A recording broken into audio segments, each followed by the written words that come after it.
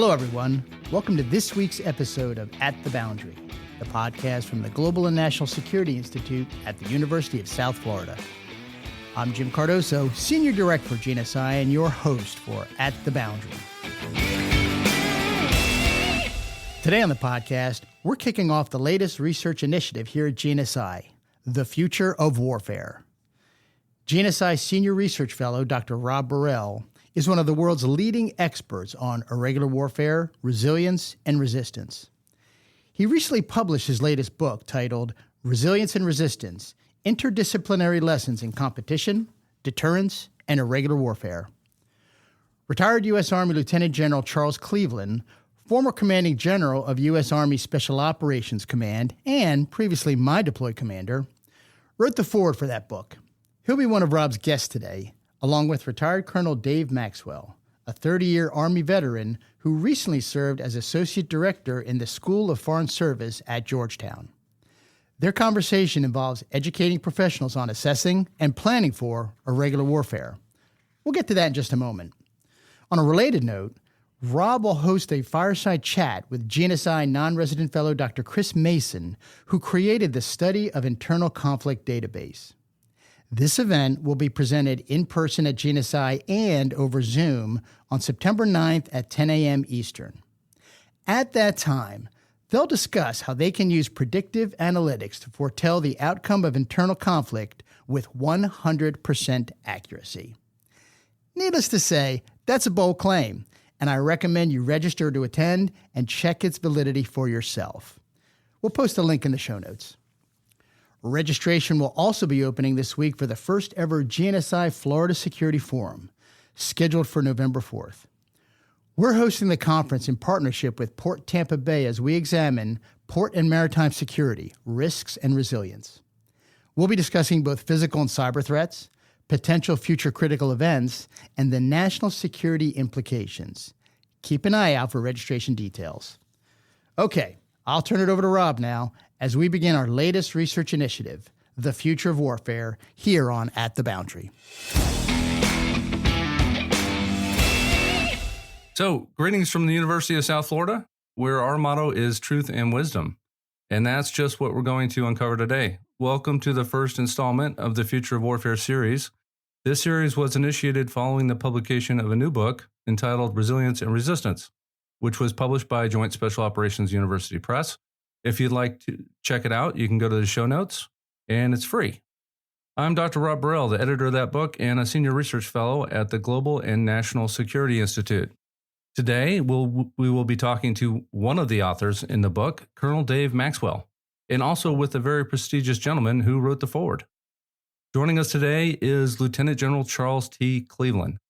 In 2003, then Colonel Cleveland was the commander of 10th Special Forces Group, where he led a successful U.S. unconventional warfare campaign in northern Iraq. He also served as the commanding general of U.S. Army Special Operations Command from 2012 to 2015. Following his retirement, he was the senior mentor to the Chief of Staff of the Army's Strategic Studies Group from 2015 to 2017. General Cleveland is a board member for the new National Center for Narrative Intelligence. He is also the author of a monograph, The American Way of Irregular War, as well as an article titled Maximizing the Potential of American Irregular Warfare in Strategic Competition. We will be discussing both of those publications in today's podcast with hyperlinks in the show notes. General Cleveland, welcome to the program. Rob, thank you very much. It's good to be here. And congratulations on the book. And I hear it's success. So it's good to see. I do think you're doing important work at the school. And the heartening thing is you're part of what I think is a growing constellation of academic research that's happening in places that matter around the country. And so that's encouraging because if we're going to solve a lot of these problems, it starts by knowing what the problem is and then what are potential solutions. And that's got to come from places where men and women are doing deep study on the subject. So I appreciate your great work and thanks for including me. Thank you, sir. Also joining us today is Special Forces Colonel retired David Maxwell.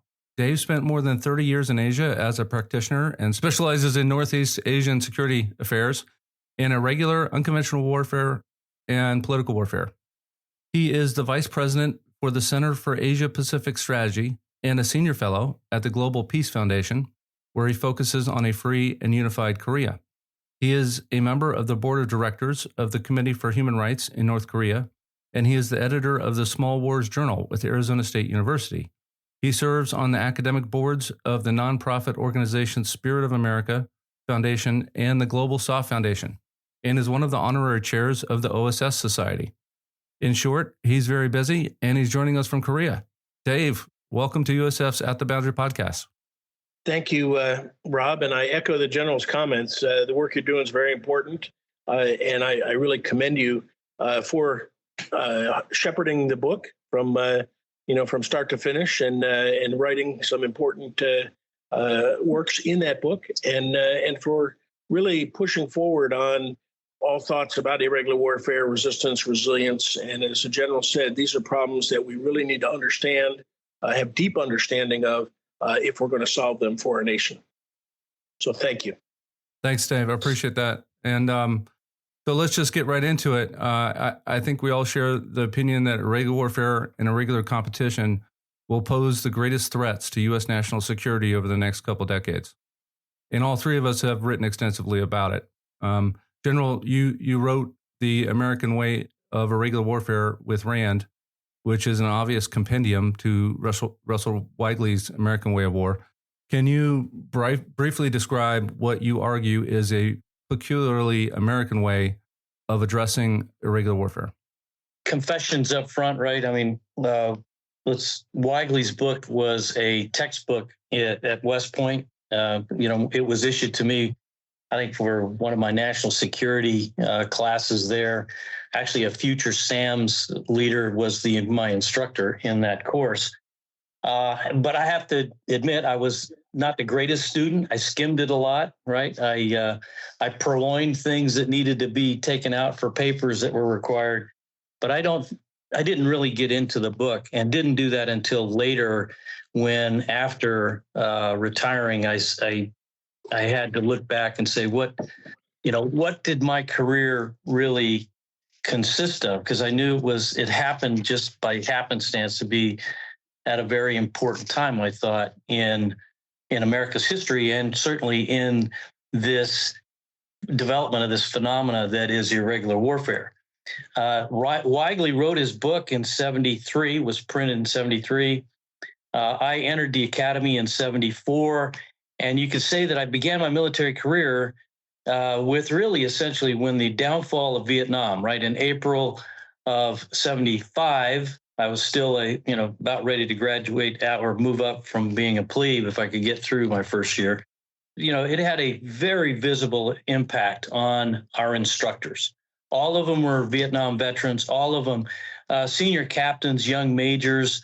They were truly phenomenal warriors and had given much of themselves in the fight in Vietnam, and obviously the fall of Saigon had a significant impact on them, and of course it had an impact on us. I don't know if I knew at the time just how much of an impact it had. And then scroll forward, and I have the great fortune of staying in our great Army for 37 years, and it's at the end of that career that I'm leaving with. In Afghanistan, 2015, at the time I retired, here we're going on 15 years. It obviously goes on for more after that, 20 years. Iraq, I see, this very unsatisfying solution and end to what we were doing in Iraq. And so that was my career. And so what happened between the start and the end in national security history for America was deeply rooted, in my view, in irregular warfare. And frankly, in our unsatisfying outcomes in these ventures. And I wanted to know why. I mean, and could I maybe look at, the history during that period kind of through my lens, kind of refitting what I saw perhaps as a younger officer as I moved up with what I knew later, and trying to, put it in context. And that's what the American way of irregular warfare is about. It's not about me. It's really about irregular warfare as it was taking place in our military history and in the country's history from the period that Vietnam fell, and then Iraq and Afghanistan were coming to very unsatisfying conclusions.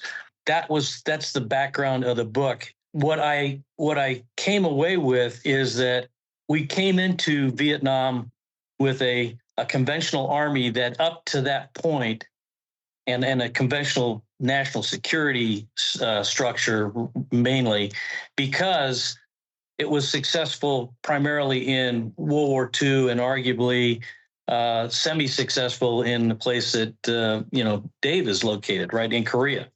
We, I think, kept using these approaches, and increasingly those approaches became less and less effective. And it was actually the beginnings of a recognition of that problem to some degree when they looked at, this, how do we handle these Korean partisans in the war? And then this idea of, well, we ought to have something like the OSS and help maybe harness this power, this resistance power that's manifesting itself in possible, insurgents that we can use against the North Koreans and the Chinese. And of course, from that comes Aaron Bank being called back and the branch being stood up, the Special Forces branch being stood up. So the Special Forces branch, born of the Cold War, basically becomes one of the first changes to say, hey, what we have in the inventory isn't working, isn't quite right. So, but I think primarily we were able to be successful, and Western countries, for the most part, were able to be successful using blunt force until we saw Dien Bien Phu, we saw the lesson the French learned there. We just said, well, we in Vietnam scroll forward, we had advisory efforts through 65. It was primarily a South Vietnamese fight. We were organizing and helping them as best we could. CIA was doing great work. Others were doing their work. We hadn't committed huge amounts of conventional force. And then, of course, we introduced in 65 after, the helms turned over from an assassinated president to Johnson. And then I think he became increasingly reliant on the traditional tools and didn't necessarily believe in, if you will, I think what was a very indirect approach that Kennedy was proposing against this new form of war. And so we went down that road, and then 74 or 75 Saigon falls, a failed experiment in my view. Important to note that the men that led us in that effort were those men of the greatest generation, right? The senior leaders there cut their teeth in World War II, right? They were, and so it's easy to see, because even leaders today, you actually ground how you view the world. It's kind of like that. I've learned everything I need to know by the time I was in kindergarten, right? Well, it's kind of the same thing in the military, in your military career. By the time you make major, you're set in your ways. And I think that's got implications today, frankly, with some of the ways we're picking senior leaders, because this whole field of irregular warfare is way underrepresented at the senior ranks. So that's why I thought let me see if I can maybe help put my finger on the problem, and then make some recommendations, come to some conclusion and make some recommendations. Could we have done something differently? Why didn't we do something differently? And a lot of reasons for that too. And so I wrote the book. I will say, just updating the thought process as we roll into increasingly rely on AI, that I worry that conventional war machinery, which is absolutely essential and needs to be the best at war fighting against other armies, is going to become increasingly, though, ineffective in these population-centric fights. And so I think I worry that, the two are actually separating and getting wider and further apart. Lastly, I would say my one last thing. I know it's long here, but the last thing is I do believe that what's unique about the American way of approaching these problems is, we were always the good guys. Dave and I always, throughout our careers, when we went someplace, we didn't go there to occupy. We went there to facilitate and help a host country solve its own problems. And I think that's very important to note. We're not extractive, right? We're here to represent, frankly, God's gift to mankind in terms of a way to govern itself that happens to have embodied itself in the United States of America. And we got the chance to be military ambassadors of a sort, for that greatest approach to the way we should assort our affairs as human beings on this planet. There are others who are fighting against that approach. And ours was a noble cause. And again, I think we were always the good guys in these fights. Thank you, General. Yep. Free the oppressed. Totally agree. So in your monograph, as you lay out the American way of war, you look at three options of kind of where we're going to go from here. The first one is, are we going to return to the era after Vietnam where we just say, yeah, we're never going to do irregular warfare again? The next option you lay out is that we're going to have a conventional force, and then we're going to modify that force for a regular conflict if it happens. And then your third option is that the U.S.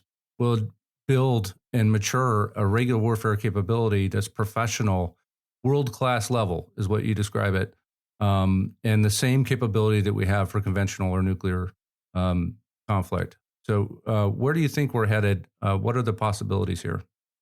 I think if the research continues at a pace as it's going on right now, the effects of that research have to be in a viewing and review of, how we approach these irregular warfare problems, these and population-centric problems. What I unfortunately think is happening is, while the first option, let's just wish it away, I think is what they would like to have. I mean, I think if the Defense Department had its way, it would want to give these irregular warfare problems to others, whether it's the State Department, CIA. So that's, I think, but we all know that unfortunately they can't do that. I mean, those problems will intrude on us to a degree that we have to use military force, and the military is going to be a part of any of these solutions out there. I do think that the way things are going right now, to include inside the SOCOM community, unfortunately, I think everybody's running headlong towards the second option, which is a conventional force. These other fights, we'll do them when we need to, and we'll just fold, spindle, mutilate to create something that's necessary out of the conventional force, and it's supporting soft, right? But our focus, rightly so, for the conventional force will be on the conventional war fight against, primarily our pacing threat. And then soft, your job is to support that fight. And I think the mistake we're making is we're way over investing in, what's going to be essentially secondary supporting efforts, when really there's a lot of work that needs to be done. I'm not saying those aren't important, but I wouldn't make them the primary effort. Unconventional warfare in places, obviously in Taiwan, others making that ready. I think that's our job. Working on the periphery, working around the globe, though, in trying to win a new Cold War, right? Again, I think we won the last Cold War to no small degree because deterrence held. But between the interagency, the State Department, the IC, and Special Forces in particular, in our engagements around the world, we basically inflicted defeat on the Soviet Union through a death of 1,000 cuts around the world. It was a long-term effort. It was long campaigns. but that's the nature of these kinds of wars.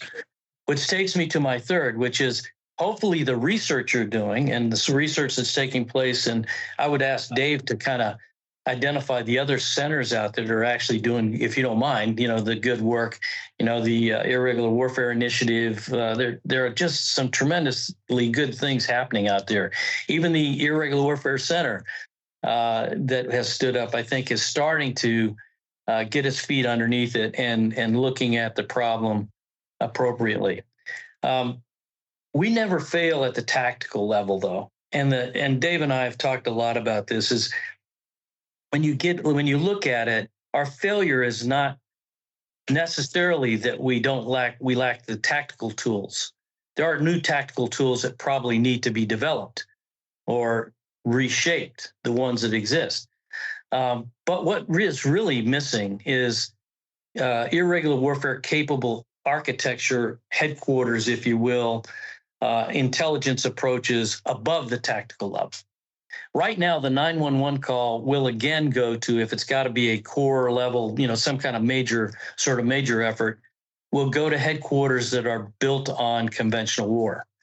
And, 911 for everything winds up being 18th Airborne Corps or perhaps a MEF or something else.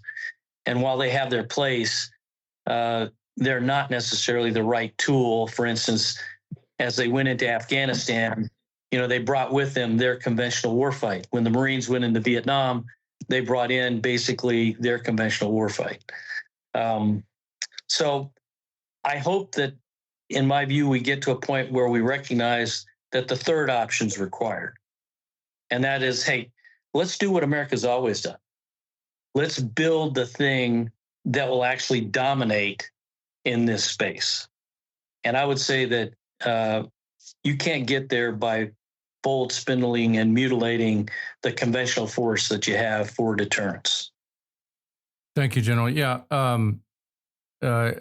You mentioned there is a lot of great work happening out there at Joint Special Operations University, Irregular Warfare Center, the Irregular Warfare Initiative. Naval War College has the Center for Irregular Warfare and Armed Groups, and then Arizona State University, which Dave is intimately involved with, is also doing some great work. So it's good to see the academic emphasis, and I appreciate you bringing that up. Dave, you similarly have written extensively on irregular warfare for decades now. You often talk about a triad. I know you like the power of threes, but irregular warfare, unconventional warfare, and political warfare. So, what are those? Can you explain what those three things are and why that's important for the U.S. to identify and perhaps build capabilities for? Well, yes, thank you. And, first of all, all of these terms, obviously words have meaning and they have different meanings to everybody. And so I'd just like to caveat up front that we spend a lot of time on definitions. We spend a lot of time on trying to frame everything and to develop common terminology. And that's important and it has real impact, I understand, for the whole .mil PF process, from doctrine through, training and material and all of the things that are necessary, ultimately to funding and resourcing forces. And so it's important to have those definitions, but we spend a lot of time arguing about them. So I look at irregular warfare, unconventional warfare, and political warfare in really three ways.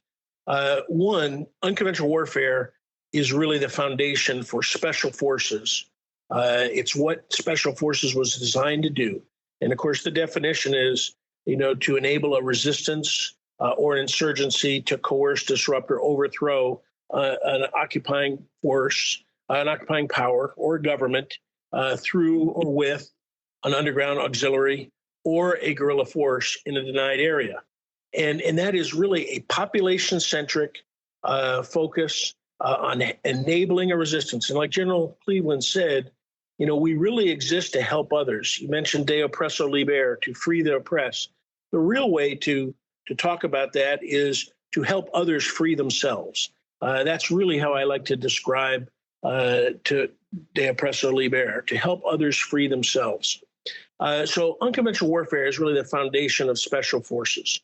Irregular warfare is the broad context that we have been talking about, and it is really one of the three forms of warfare that we will always face. Nuclear warfare, obviously the worst case, conventional warfare, large-scale combat operations, theater-level warfare, conventional warfare, and then irregular warfare. And of course, irregular warfare consists of many things, and we try to define it in many ways, but it really consists of, I think, unconventional warfare, political warfare, and of course, the title of your book, Resistance and Resilience. And it is population-centric. It is the human domain. And of course, the military has decided in this time of now all-domain warfare to not have a human domain because humans are on land, and so humans are part of the land domain. But as I think General Cleveland will argue, and I support this, is that we really do need to focus on the human element, the battlefield of human terrain, and that 6 inches between our ears. And our conventional warfighting is kinetically focused, whereas irregular warfare, unconventional warfare, and political warfare are really cognitively focused. We think of warfare as politics by other means, and our adversaries look at politics as warfare by other means, and warfare is politics by other means. To our adversaries, it is warfare, and we shouldn't be afraid to call it that. So irregular warfare is population-centric, human-focused, focused on the human domain, and it encompasses political warfare. Now, political warfare is, of course, born out of George Kennan's memo in 1948, his policy planning memo on the beginning of political warfare. And of course, basically defined as the use of all elements of national power short of war to achieve your objectives. And he describes it as using overt information, also black propaganda.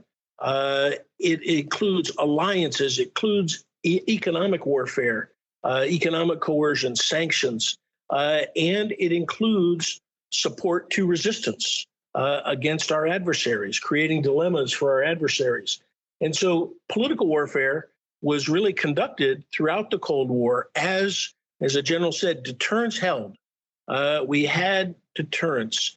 We fought limited conventional wars, but really political warfare is what won the Cold War. And it was using all elements of national power to achieve our objectives. And so I really look at it this way. Irregular warfare is the military contribution to political warfare, which should be waged at the national level. Our national security apparatus should be able to conduct political warfare, particularly in this environment against this axis of authoritarians, the so-called CRINC, China, Russia, Iran, and North Korea. And we really should focus our ability to be able to compete against their unrestricted warfare, their three warfares, their new generation warfare, their unconventional warfare, and even North Korea's unconventional warfare and political warfare with Juche characteristics. So that is really how I look at these three. Now, irregular warfare, unconventional warfare, and political warfare are really supported by another trinity. And that trinity is really the comparative advantage of, in particular, U.S. Army Special Operations Forces. And that trinity is, number one, influence, the ability to influence populations. Number two is governance, the ability to help shape governing functions and governance in areas that are occupied by totalitarian regimes, and to help shape a new form of governance. And then the third, the real comparative advantage of, in particular, special forces, is support to indigenous forces and support to indigenous populations. And that's really the comparative advantage of and again, in particular, Army Special Operations Forces, but really all Special Operations Forces that have a special warfare focus, Marine Special Operations Command, MARSOC, some of our SEALs, SEAL platoons, and have demonstrated great capabilities. But really, it's built around the capabilities of Army Special Operations, in particular, as I mentioned, Special Forces, psychological operations, and civil affairs. And so that's how I look at those at the Trinity. Now, I'd just like to say one other thing on this line here, and that is, as General Cleveland said, we have a very powerful conventional capability. I mean, we're known, our military is the best in the world. We have the nuclear capability, we have the conventional warfighting capability, and the ability to solve complex military problems. But we need to solve complex political military problems. And to do that, we need irregular warfare thinking in the military and in the Department of Defense. And we need political warfare thinking in the U.S. government. And so you ask, what is irregular warfare thinking? Well, it's thinking about the human element in the full spectrum of competition and conflict up to and including conventional and nuclear war.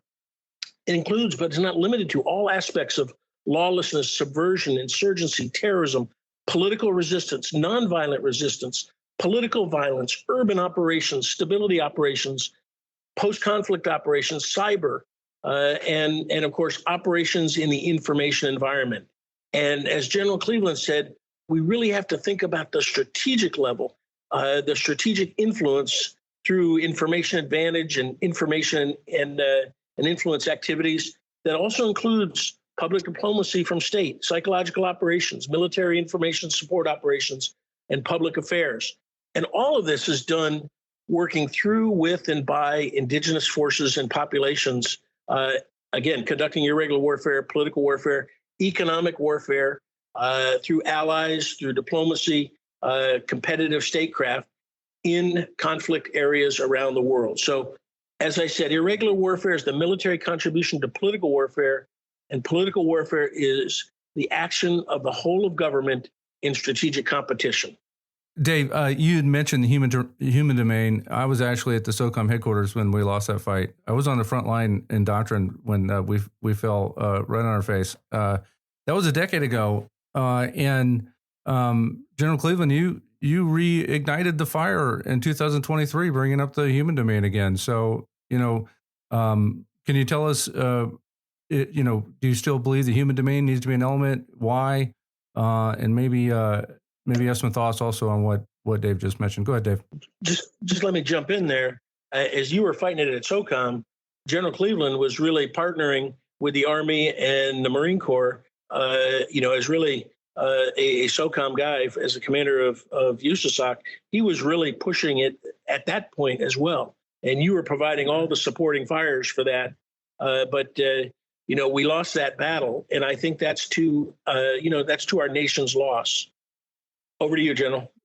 Yeah, I mean, where to begin on all that? First of all, Dave, I thought that was a great rundown, honestly. And I do think that one of the problems we have right now, and Dave alludes to it, is, what's our objective here? And you kind of say, well, what's our military strategy shooting for, right? What are we trying to do?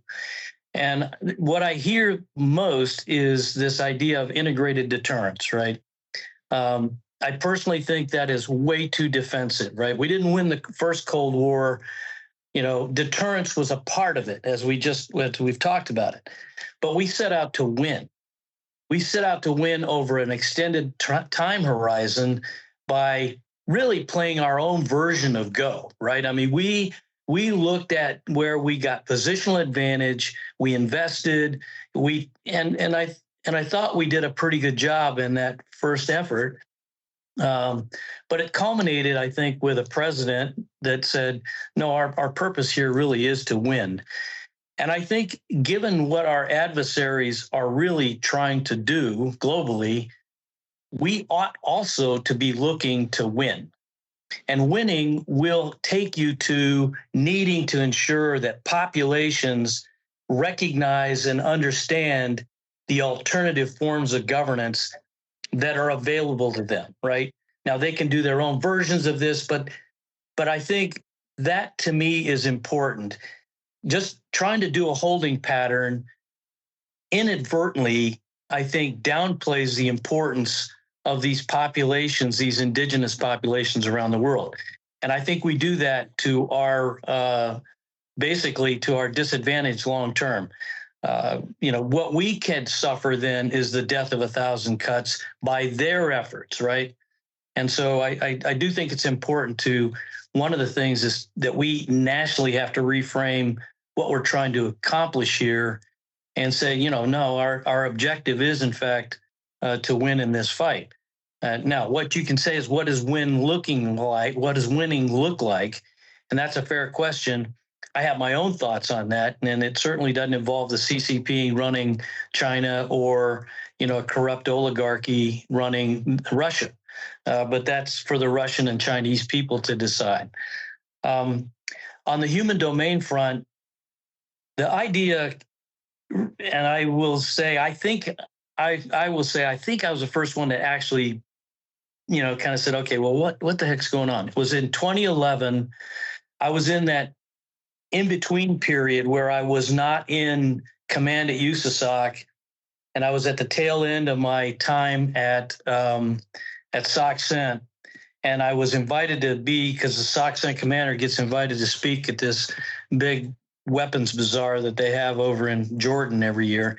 And so I went over to do my, fulfill my obligation to speak at this very tech-centric sort of confab that they hold. It's very impressive. The king, they did it right. But I'm not a tech guy. And so I basically said in my talk that I thought what we were witnessing, and because we were struggling so much with these population-centric fights, what we were witnessing was the emergence of what we called before human terrain, and to actually a domain. And the analogy I used was the air domain, where, until the Wright brothers flew an airplane, the air domain, air had always existed. It just wasn't consequential to the success of our military campaigns.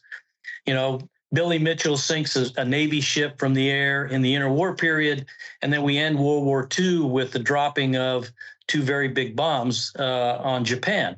And air power, a couple of years later, emerges as its own service, and in the process, basically, that's a declaration that it is in fact its own domain. Why?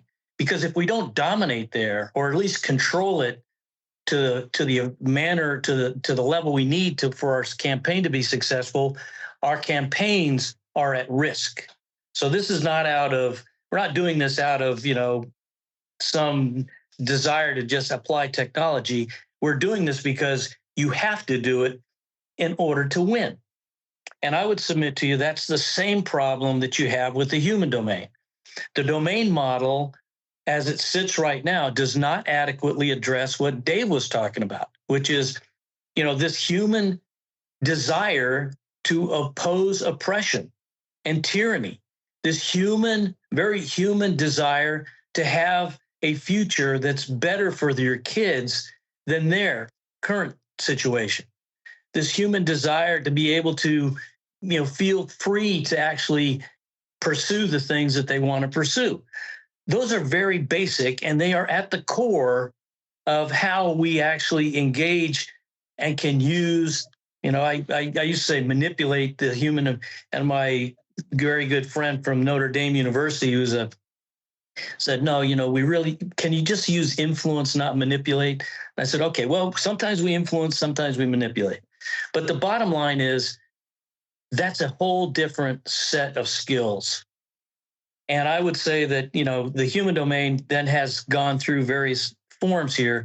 When I got to USASOC very early on, thanks to the great work by Bennett Sokoloc at SWCC, where he got the Army to actually say, we will let you write ADP 305, which all the doctrine guys will tell, they'll cuss at me here for saying this, but up to that point, we were authorized to write field manuals about how we did our business, right? And so in the process, you could read about how I did my business and how then it could be applied maybe in your business if you're a division commander or so forth.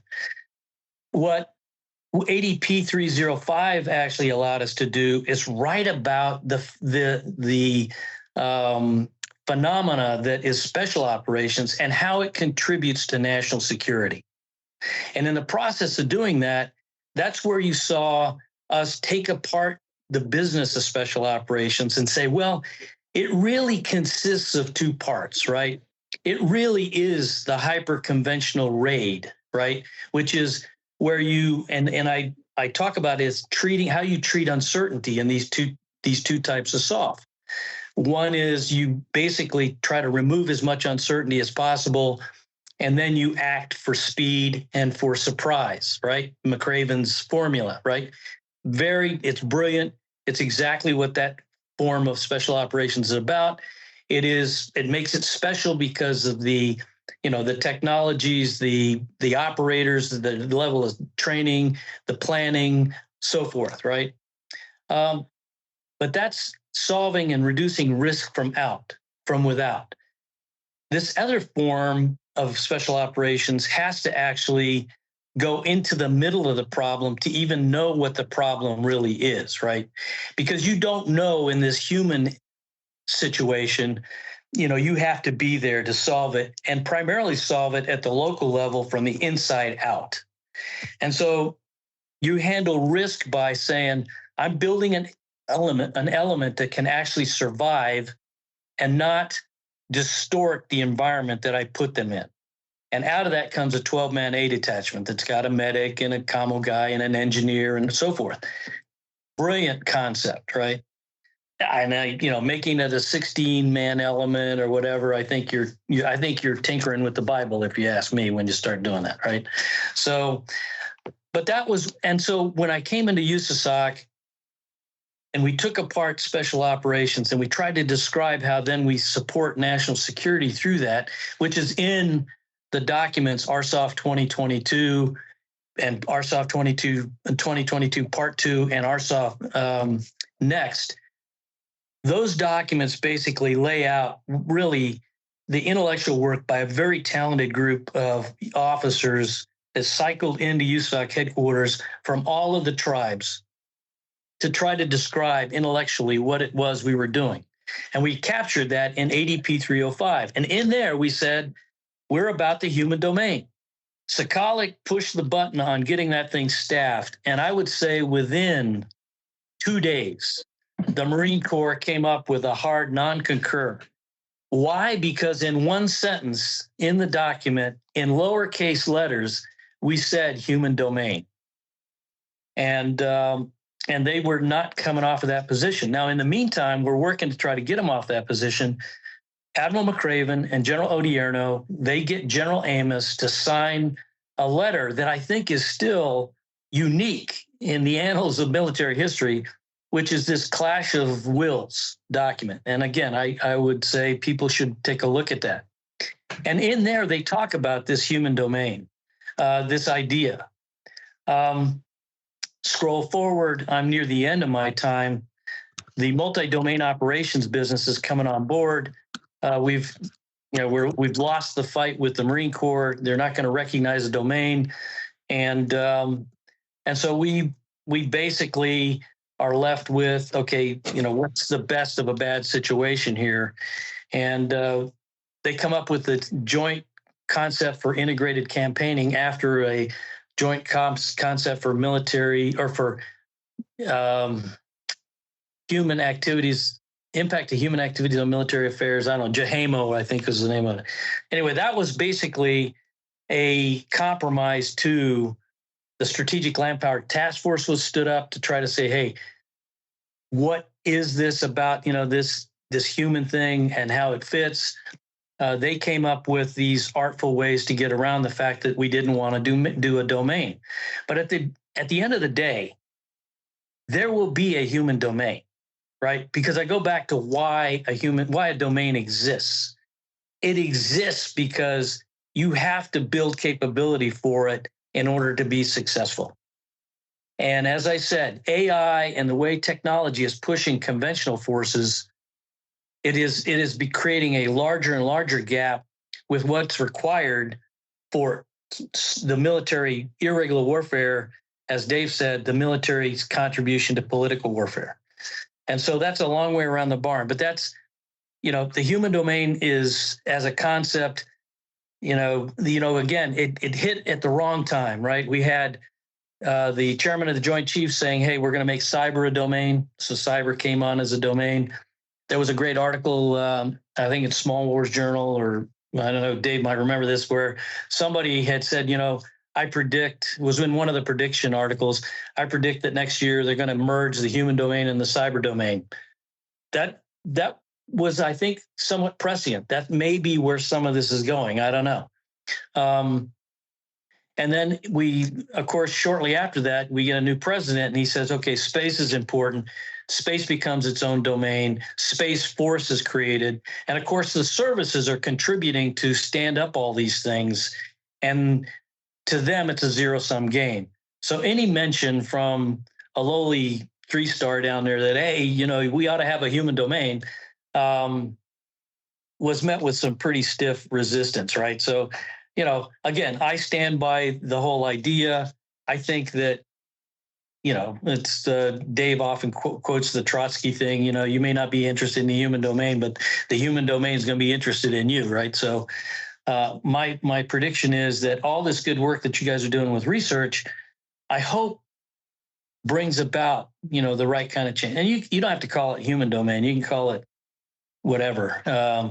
But it's this recognition, as Dave said, about population-centric combat, war, manipulation of them, and influencing and putting people on side. And frankly, doing it, as I said at the very beginning, from a position where we have the superior message, on what we represent.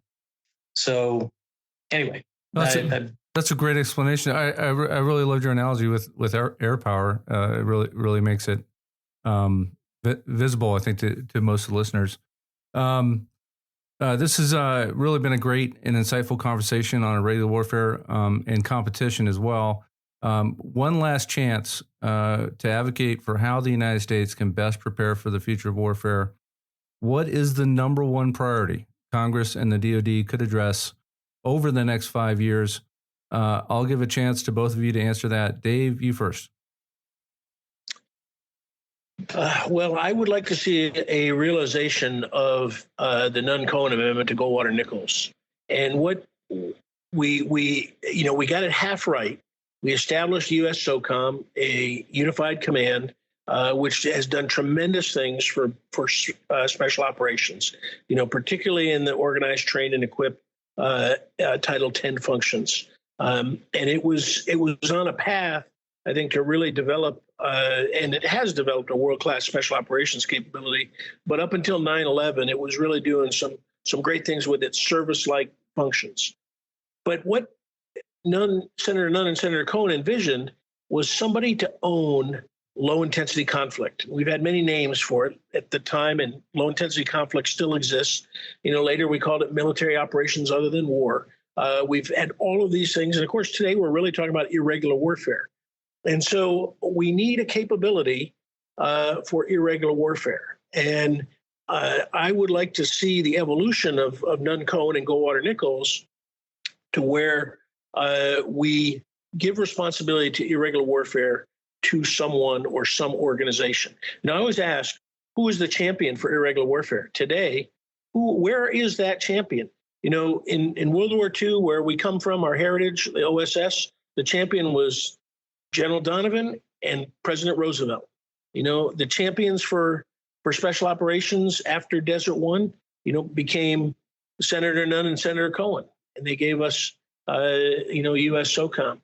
But we never really pinned the rose on irregular warfare, and nobody has really picked up the mantle for irregular warfare. And so Congress, I think, would do well, and I think they've tried. That's why we have an irregular warfare center. There's been fits and starts. We have an Irregular Warfare Center really at the behest of Congress, but we really need a national level capability, really, that General Cleveland outlined in his monograph on the American way of irregular war. And we have to have that national capability to prosecute irregular warfare on behalf of U.S. national security objectives. Thank you, Dave. Appreciate that.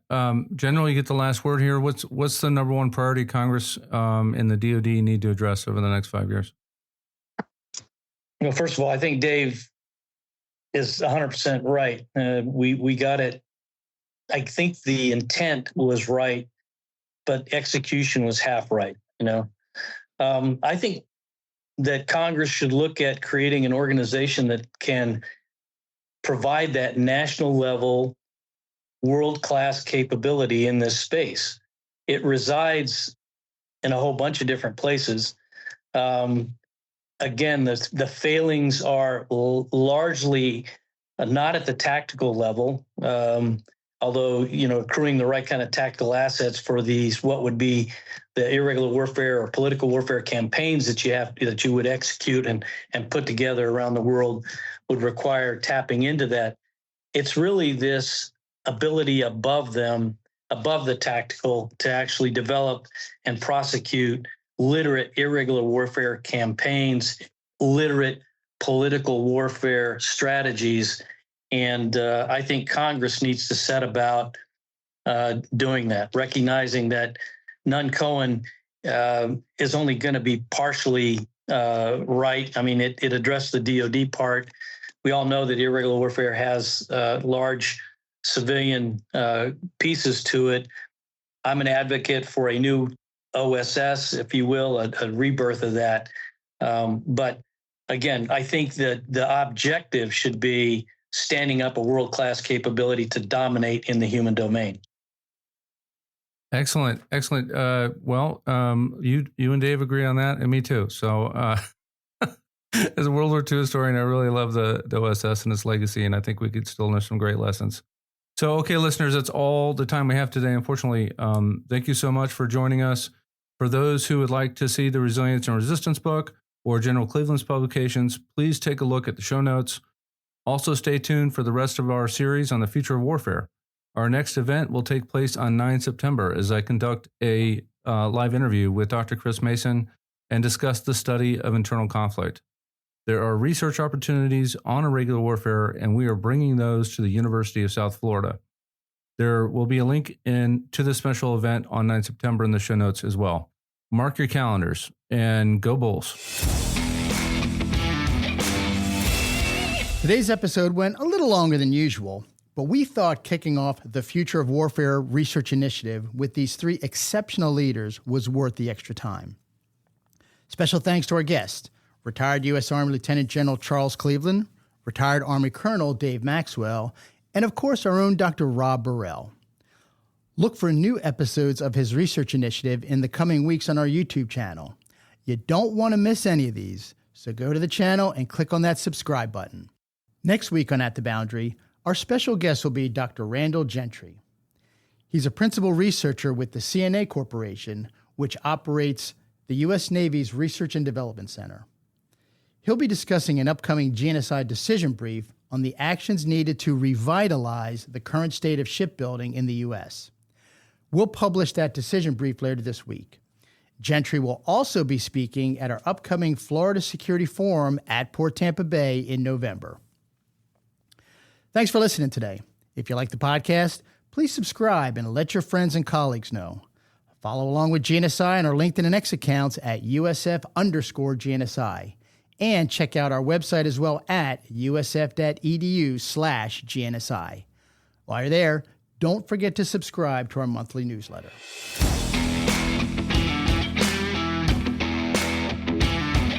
That's going to wrap up this episode of At the Boundary.